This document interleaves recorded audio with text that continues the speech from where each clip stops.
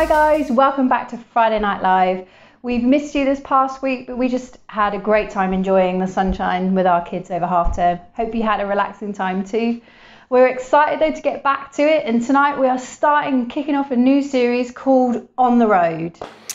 On the Road is taken from the story of the two disciples who are on the road to Emmaus. They've just spent a good 2-3 years with Jesus, just watching him perform his miracles and his teaching. And they're just discussing life and discussing Jesus on this road. Then the stranger joins them and joins in with their conversation, travels with them, and that stranger turns out to be Jesus. And we just want this topic on the road to be a conversation about what's going on in our lives and Jesus and how that all fits together.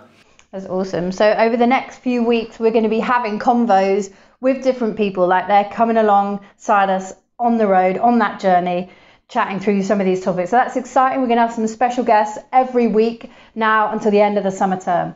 So tonight, our very first episode is called The Lowdown on Love. We feel that God really wants to talk into what we think is often a toxic dating culture in youth at the moment. And to be fair, it's not new, guys. Like, Colin and I weren't Christians when we were teenagers, and I know that I grew up in a toxic dating culture. And when I say toxic dating culture, what I mean is the rules of engagement, the rules of how you date and stuff like that hurt people. Like, the dating culture that I definitely was a part of hurt me deeply on the inside, and I still bear some of those scars today. But we believe that God wants to speak into that when God calls us into his family and calls us through faith in Jesus to be his children, he doesn't just want to speak to like the Sunday version of ourselves. He wants to speak into every part of our lives, and that includes dating. Guys, it is completely normal to have crushes on people and to really like people, but the way we go about it and the way that it is portrayed in youth culture can be really damaging and hurtful to people. So that's what we believe God wants to speak into. I remember once when Colin and I were first dating, I was 19, we hadn't been going out for very long, maybe like 3 weeks. And Colin said to me, "What is it that you want?" And before I could even think, I said commitment. It just came out of my mouth as a 19-year-old. And he didn't run, he's still here. But what we want to say to you tonight is that God is feeling the exact same way about us. So I would say that dating culture amongst youth is consumerist. Do you know what that means? That means like it's all about what you can consume. Like, imagine like a feast set before you and you've got donuts and really high calorie sugary stuff and you're like, oh yeah, it's delicious, I just want to eat it. Dating culture is about what you can eat, what you can get. But God's dating culture is about what you can commit to. There's 2 C's there. So the world says dating is all about what you can get, who you fancy, how much you want to go out with them, whether they want to go out with you, what physical stuff they'll do with you, how they make you feel. It's all about that kind of stuff. And sometimes it's about, that's how we get our worth. We think, oh, we're worthy if people want to consume us. But actually what God says is that the dating culture that he wants us to have is about commitment. And we know that because in the Bible they teach that the way Jesus feels about his people is a bit like the way someone who's going to marry someone feels about them. So like betrothed is what the Bible says. It means like engaged. So the Bible teaches that Jesus and his church, that's all the people who believe, are like girlfriend and boyfriend waiting to get married. And that Jesus is completely and truly committed to his girlfriend. Like, he's coming back for her. He'll never be unfaithful. He loves her so much, he'd lay down his life for her. And so what we want to do today, we're about to have a convo with a really great couple, is just to help you shift your understanding that God, we're not going to talk about rules and stuff, because Jesus was so often about the heart of the matter. And so what we want to do is help you shift your understanding of the heart issue of dating from what culture says it is to what God says it is, from being about consuming to being about what you can commit to a relationship. So we're really excited to welcome George and Jess Claringbold. You might have seen them around the Ark Church if you've ever been to the Ark Church. They're a young couple, been married for a few years. They were Christians when they met, so they did the whole dating thing with God, and so they've got an experience they can share that Colin and I just can't. So we hope you'll be blessed by them. Here they are. Hi, George and Jess. Hello.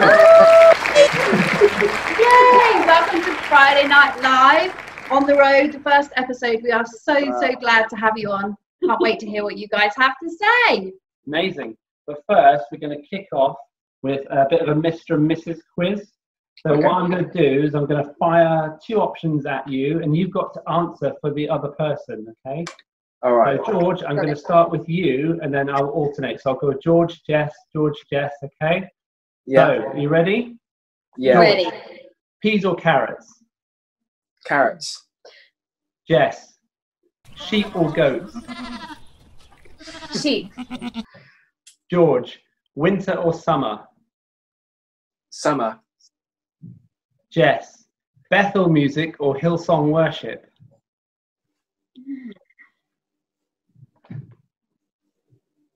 Hillsong. George, seaside or forest? Forest. Jess, hiking or biking? Hiking. Neither. That was quick. George, popcorn or pick and mix? Ooh. Pick a mix. Jess, Marvel or DC? I'm not really sure what they are. Maybe I should throw that one to George. George, Marvel or DC? Marvel. Then I'll give this one to Jess then. Jess, front or back row at church? Front. Jess, back to you. Tea or coffee? I'm answering this for George one again, yeah? Yes. Mm-hmm. Tea. George, beard or shaven? No, that's wrong. Beard or shaven. Right. What do I like? What does she like? Yeah, Oh, yes. Not Yes. actually for her facial hair. I like looking at. Oh. I'd probably say shaven, actually. Jess, windows open or windows shut? It's such a funny exception. George, dogs or cats? Dogs. Jess, Big Mac or McFlurry? Big Mac. That concludes your quiz questions. I think you got them all right. Yeah, what's your scores? 5. You got all 5 right. Were there 5? There was more than 5, wasn't there? There should be 7 each. In this case, it's 5 out of 7. No, you got 5 out of 7. Yeah, so did you. Oh. I thought Did you both get 5? all the time. I'm not sure if we were ticking or. I think 5 out of 7 is good. Yeah, yeah. What did you get wrong? I Tea think or coffee? Front row, back row? front row. Yeah, he always makes me sit on the front row with him. He has to. It's Pays easy. to, Jess. I'm like, can we just sit at the back today, please? And tea or coffee, because he is a coffee drinker, but he's gone off at the moment. Yeah. So what would you say to that? I would have said coffee, I think, But at the moment, it's tea. And I'd also say Bethel music as well. Oh, that was hard. She thought about that one. That was hard, yes. Yeah. I think They're difficult. All mine right. Well, no, I think I got all yours right. Yeah, probably did. Yeah, he probably did better. Well done. So I'm the winner. He has like an eye for detail. George Collin does. He like remembers all the things. Everything. Like, do you remember when we did that? I'm like, no. He's just like that. Yeah. Remember the date, the time, what we were wearing, what car we were in, the road we drove on. Yeah. I'm like, I don't know what I did this morning, ever. That's so true. I've got a date set which is September this year, when Kim's been with me more than half her life that she's been alive. I think sometime I worked it out the other day. September. A long time. A long time. Wow. Okay. Anyway, we'll crack on with some questions here. So I one of our maybe our third or fourth dates, I took him to watch Apocalypse Now Redux, and it's a war film, Vietnam film from 1979. The director released his cut, which was 3.5 hours, maybe 3 hours 40. I took him to watch this. She promptly fell asleep in the cinema. Wasn't the most successful of dates, but I enjoyed myself. So, and that's the main thing. Yeah. What's your most embarrassing date story? Wow. For us, one of ours was. Yeah, George, do tell them. Yeah. So when we were dating, so it was very early on in our relationship. Jess was in London. She was doing a gap year in London, so I went to go down and see her, and it was after church. We needed some lunch, and so we just wanted something quick. I think I had to go, or I don't know. Anyway, so we wanted something quick. Excuses here. Anyway, so we went to Wetherspoon, the delightful place it is, and we were looking at the menus, and Jess said to me, "Oh, surprise me, get what you think I'd like." So I go to the bar. You know how in Wetherspoons you go to the bar and you get a drink and you get some food, and I put an order down, and these 2 plates arrived at our table, and there were 2 big, massive beef burgers, and I was thrilled. I thought, this looks delicious. And Jess says, "George, you've ordered me a beef burger," and Jess is vegetarian. So Really? yeah, It's really a beef burger? Like, So- not joking? yeah, I really messed up. One, I messed up taking her to Wetherspoons. Lads, take somewhere a bit nicer. But He usually does. two, don't order a beef burger if she's vegetarian, because that doesn't go down very well. So yeah, that made me feel a bit. And I knew she was a vegetarian as well. I don't know what. I think he just panics. He panics sometimes. Goes, we'll both have the same. Yeah, I think it was. Yeah, But we're still together. we're still together, so it's fine. Yeah, it's a good thing. She forgave me. Yeah. So I guess on a related note, when I first met Colin, I was like 19, and I started working for a nightclub in Cambridge, and he was the supervisor there, and he was really funny. That was the first thing I noticed about him, and the first thing I really liked about him. He had like a really sharp sense of humour, and he was always saying things that would make me laugh. But also, we had to wear these white tight t-shirts with the emblem of the nightclub on, and we were both much slimmer then than we are now, much slimmer versions of ourselves. And I love like men's arms. I think that's because of like the way they sort of, an embrace and a protection. And he just looked so cute in this white tight t-shirt. And I could sometimes see his tattoos like popping out, and I just thought that was really cute. So that's what I first saw of him. You're going to need to put a photo up. Yeah, we might. Our question to you is, what did you guys first think of each other when you met? Wow. So, do you want to go? No. Go ahead. Well, it's funny because we've known each other for a long time, because we grew up in the village of ours, centre of the universe, and but it was really when we kind of started talking, was when we, things started to progress. When we started that kind of time, I guess, what did I think of Jess? I thought, I didn't think she was that into me, if I'm completely honest. She was very clear. She said to me, "I'm not looking for a boyfriend." Those Shut down. It was literally her words, and I remember thinking I really enjoyed speaking with her. But yeah, I don't know. What did you think of me?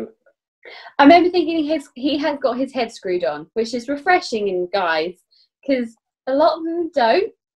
Not in there. I mean, I just remember thinking, yeah, he's really got his head screwed on, and he's really serious about his faith. And like hearing him talk about, we were just sat on the sofa chatting about what we needed in a partner, if we were ever stupid enough to look for a partner, what would we want. And I remember him saying, and I've always wanted to be in ministry with someone, and they've got to have a faith, it's got to be serious, faith has got to be, and I was like, yep, tick. But I'd obviously prior to that said, I am so not looking at men at all, I'm so done with men. And he'd obviously gone away thinking, okay, I got the message. Yeah. But the wrong message, I sent the wrong message out. Yeah. Yeah. I'd obviously guess. Oh, so go on. No, carry on. I was just going to say, I've always seen Jess as quite bubbly person as well, bubbly and loud, in a good way. But when Do you remember when that changed and when you moved from? Because often, sometimes when you first meet, you don't know straight away. Oh, this is someone I'm definitely going to date. Like if you're not even thinking about that. Do you remember when it first? Do you remember how you felt when it first changed, or how you knew that it changed? Like, what does it feel like to know that something shifted when you look at?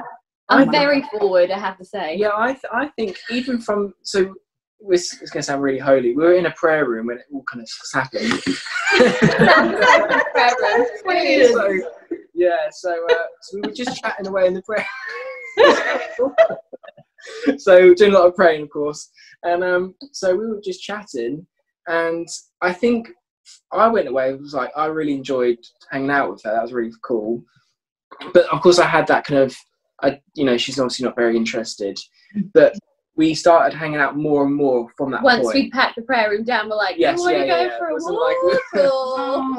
Okay. And I think that's when it kind of changed, really. Yeah. And like, it was like we do want to hang out, and like we'll go out and go for a walk and stuff. And but yeah, I think that was probably the point, I reckon, if that makes sense. Yeah, I love that. So going from niceties onto little niggles and annoying habits, right?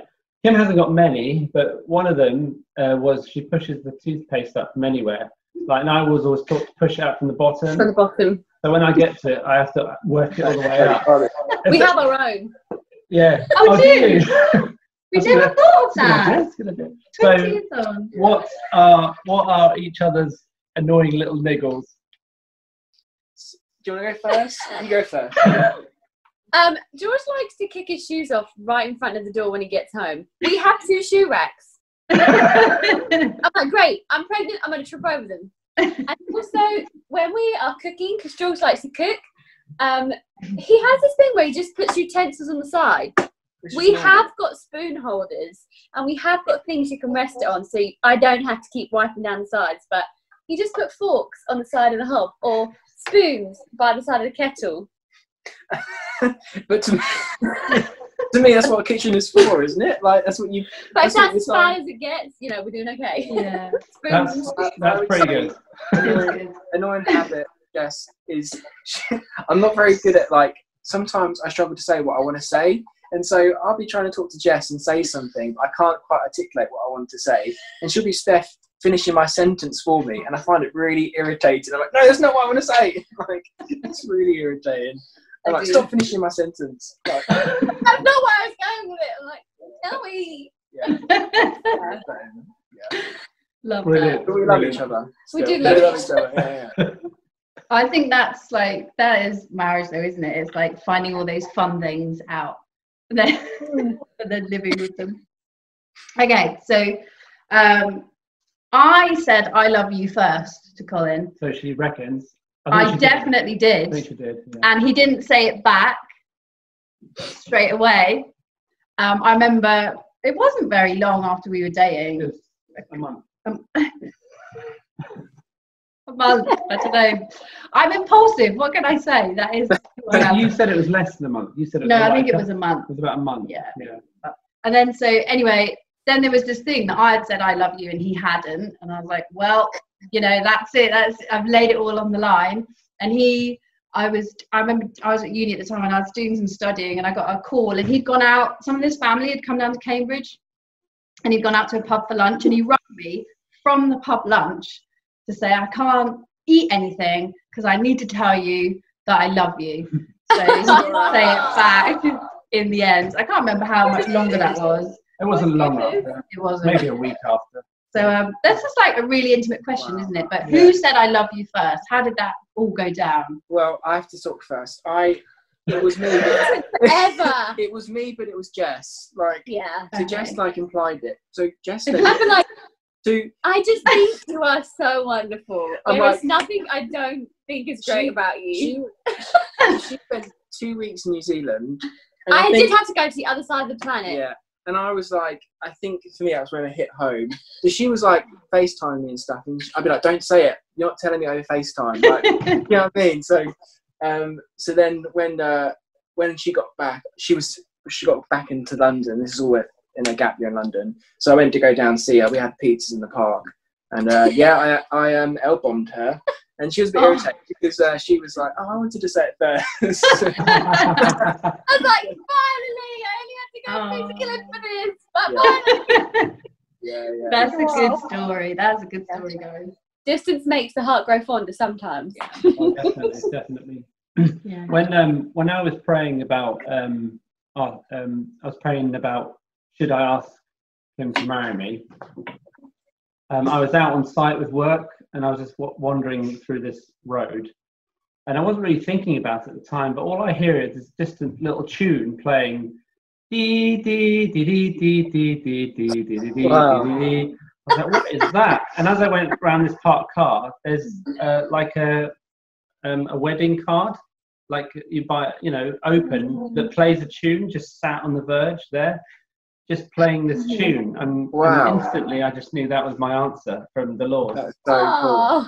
So when did you know that it was time to marry, or that this was the one that you had to marry? Wow. Well, wait, do you want to say? Okay, so when we were still dating, we finished packing up prayer room. I don't know if I didn't tell him I was going to say this, but it's funny anyway.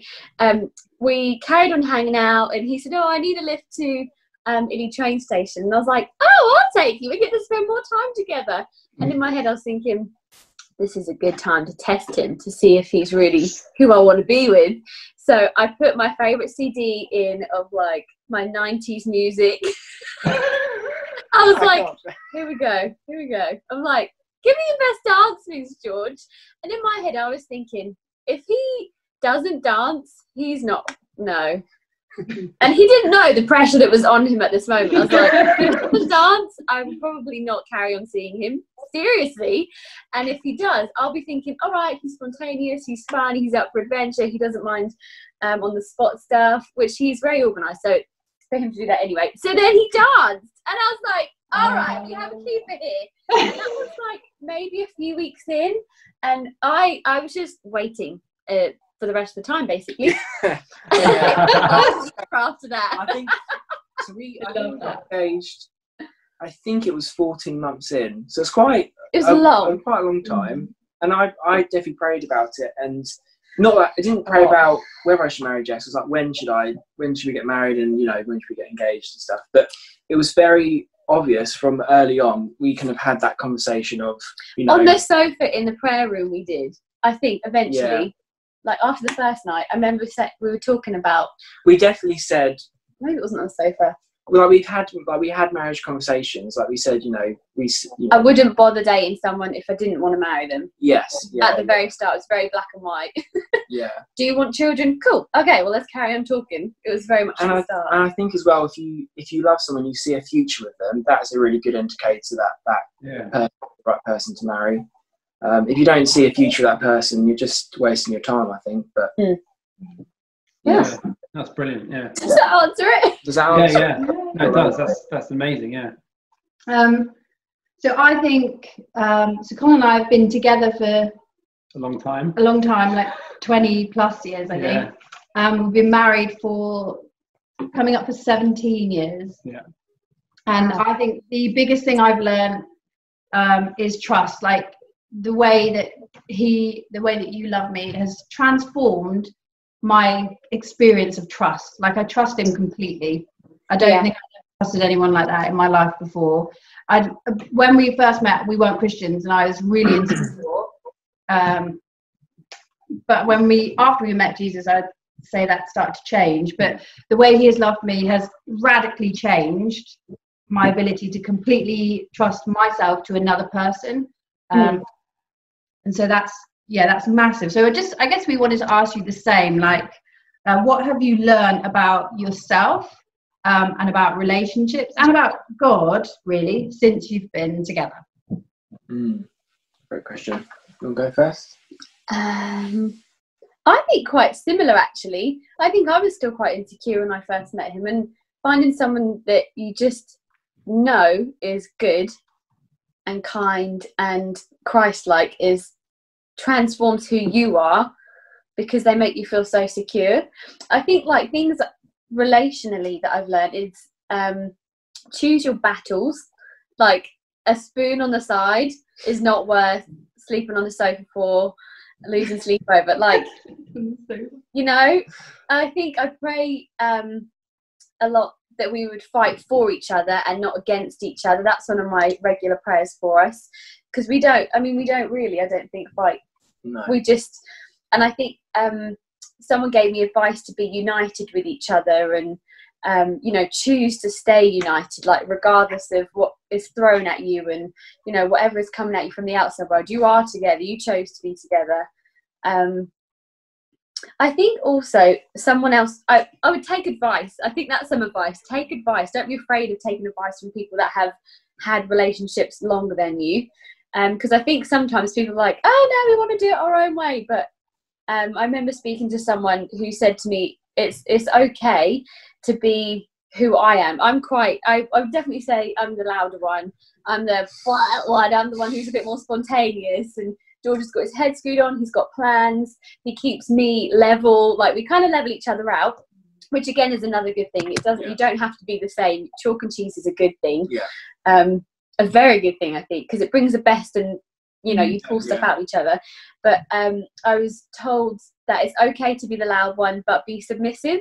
Like, realizing that the husband that you want will be the head of the household is okay. Like, it's okay. Like, submitting to him isn't being weak. It doesn't mean you have to sit there quietly and meekly, and, you know, you have no say in anything. You can still have your opinion, but you do have to find that respect in submitting to someone that you love, because Christ is the head of the church, and, you know, the husband kind of reflects that. And I think I needed someone to say that to me, like, you are not going to be the head of your house. I know you're loud, I know you have opinions, but, you know, he will be the head of your house, and he will have the final say sometimes, and you'll have to submit to that, because his heart is, you know, in the right place.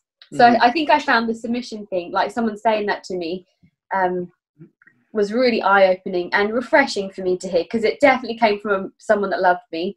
And it was before we got married. They're like, just so you know, in your marriage you're going to need to just sometimes. So I found that really helpful. Yeah, I don't know about you. What have you learned, like, relationally, or about yourself? Or I think not being selfish. I think, yeah, like, I don't know if that's the right thing to say, but not. I think compromising is a really good thing. Like, in marriage, I think you need to compromise, but also have a good priority on marriage. I think compromising the right things. Yeah. I don't know if that really makes sense, but. So this is our last question to you two. What advice would you give to young people thinking about dating or already in a relationship? Oh. I think you have to know what you want long term in a human, in a partner. Like, when you're 30, 40, 50, 60, 70, when you see your grandparents, like, what do you hope you have got in that moment that you need to start looking for in this moment, and pray for that. I think I sometimes underestimate praying for, like, the future. I definitely have taken a grasp of it in the last few years, like, sorry about the neighbours, praying for specific things, like praying you will have a man of faith, praying you will have, you know, someone that compliments you and encourages you. I think pray for, even if you're not dating someone, pray for the person you want to come into your life, to come alongside you, and don't compromise on it. Like, even if you think, wow, he could be the one, but he, you know, he doesn't really like Jesus. Don't compromise on that. You know, like that. Don't choose. If you need to compromise on things, let them be small things, but, like, know what you want to spend the rest of your life with. I think is good. Because it's long haul, you know. It's not weekly. He's my partner for my life, and I love that. I love that he's my best friend, and we goof around, and we always will. I like, when we're 90, we will still goof around and play with the dog and whatever. And I also put, what did I put? Don't necessarily look for someone who is the same as you. So you might be like, oh, you have to be a Christian, or she has to be a worship leader like me. But chalk and cheese, like I said, is a good thing. It's a really good thing. Yeah, I guess that's probably it. Like, don't be afraid to be different to the person that you end up falling in love with, as long as they've got the attributes that will carry through what you want in like life. That's good. Yeah, advice. The advice I'd probably give is base your relationship on friendship. I think that's really important. I remember Rohan, who was my youth leader, when the time he said to me, the friend zone can seem like a really bad thing to so many people, but if anything, it's the best thing. And basing your relationship on friendship is, I think, just the key, I think. And I think when you're a Christian and you are dating, it's the perfect time to build that kind of friendship. And I think that's really important, as Jess said, because it's the person you spend your life with. I'd also say as well, I probably advise, I don't know how to say this nicely, but probably not to date non-Christians. I think Jess, how you said it was probably loads better, but the values that you have of different things will conflict, and it'll be hard. Just things like, I don't know, like it's Sunday and you're a Christian and you want to go to church, but your partner's been working a week or has been at college a week, and I don't know, he doesn't necessarily want to go to church and he wants to hang out, and then you miss church, and then, I don't know, it becomes like a regular thing. Or I don't know, like he or she might want to have sex, and you're like, well, I don't want to do that. But then they might say, well, I don't want to be with you anymore. And then your values and your attributes, they kind of conflict, and that kind of continues. So I think that's kind of, I'd say, be cautious about that.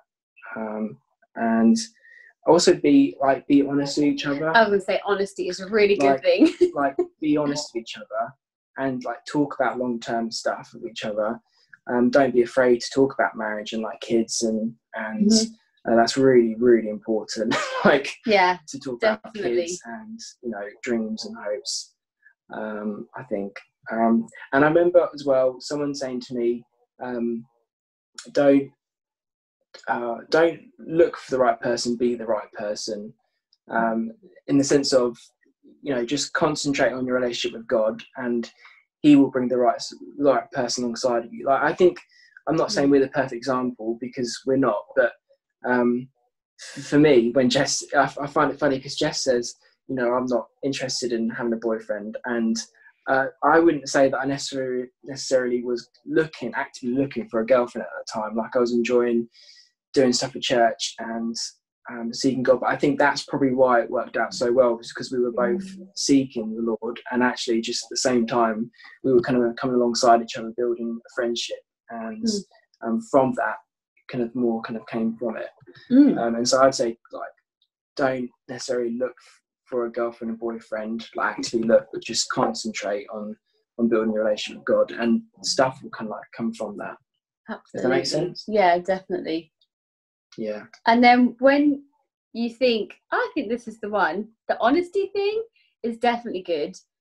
I'm very black and white with George. I realised that like playing hard to get and the chase, I have got no time for that whatsoever.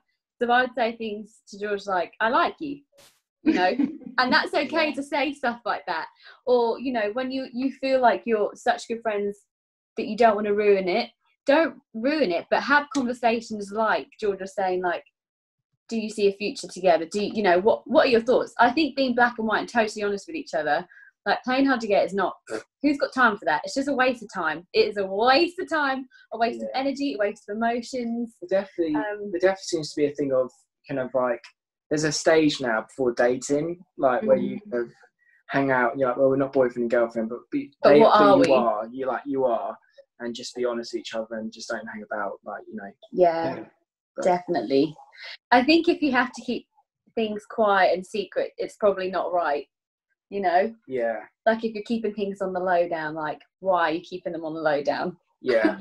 That's a good way to think so about we were like, oh, we need to go tell this person. We need to go talk to this person. Let's go tell your youth leader so they're in the loop. Like, just telling people and just kind of making it casual is quite good. And sorry, I just keep talking, but I think it's also good is to pray. I remember someone saying to me, pray for your future partner. Like, I think that's really key. Like, because you might not know who that is yet, but pray for them, pray about them, and like even saying, like, I remember praying when I was kind of 15, like, Lord, I definitely want to go into Jess did, I definitely want to go into ministry, but I need someone that can come alongside of me. Like, I remember praying that, and I'd say that Jess is a real answer to prayer. So I remember someone saying to me, you know, pray for the person, pray for them, but also don't be afraid to pray about who you want because, you know, there's different things that you want in a girl or a boy, like, do you know what I mean, that you want to be with, and don't be afraid to pray about that and to ask God for that.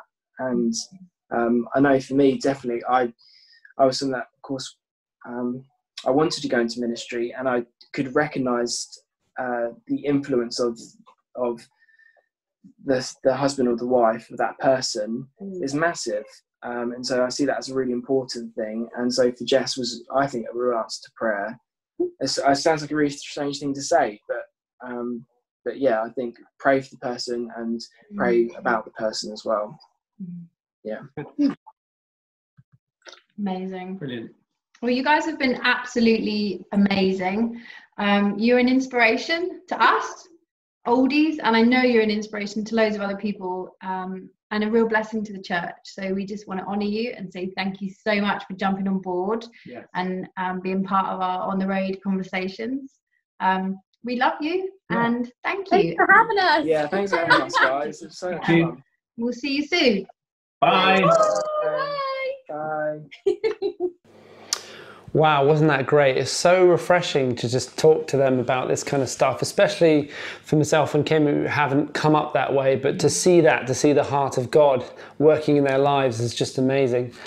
And it reminds me of that scripture about a 3-strand cord. It's not easily broken, which is in Ecclesiastes. And it's basically saying that there's you, there's the other person, and then there's God, the 3rd strand. And when that's braided or bound together, it is not easily broken.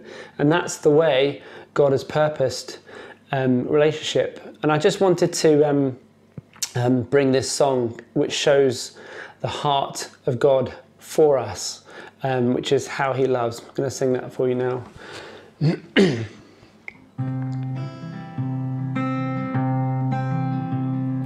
He is jealous for me, love's like a hurricane. I am a tree bending beneath the weight of His wind and mercy.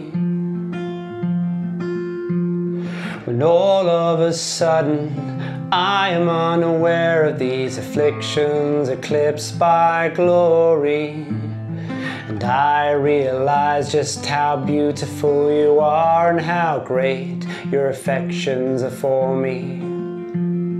And oh, how He loves us so. Oh, how He loves us. How He loves us so. We are His portion, and He is our prize, drawn to redemption by the grace in His eyes. If grace is an ocean, we're all sinking. So heaven meets earth like a sloppy wet kiss, and my heart turns violently inside of my chest. I don't have time to maintain these regrets when I think about the way that He loves us. Oh, how He loves us. Oh, how He loves us. Oh, how He loves. Yes, He loves us. Oh, how He loves us. Oh, how He loves us.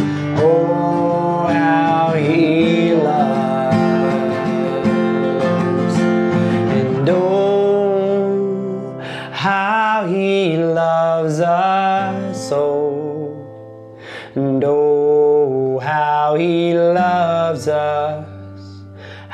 how he loves us so. Yes.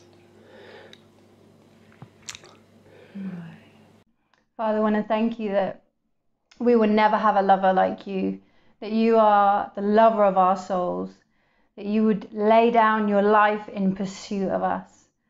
Amen. Amen. So guys, I hope you've been blessed tonight.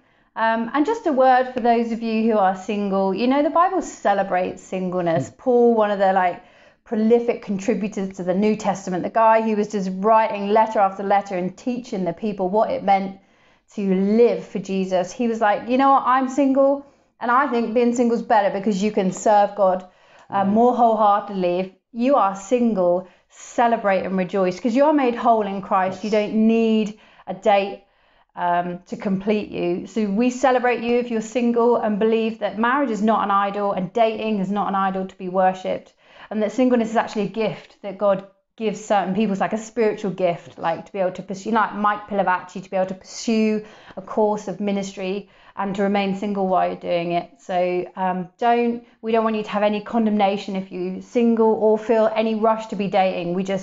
We know that God has a heart to meet you guys right where you're at. And for a lot of you, you know, dating is a big thing or not dating. Yes. We love you. You are all so worthy. You're all so valuable. Yes. And we just pray that you have a revelation of that. And we will see you next week. Yes.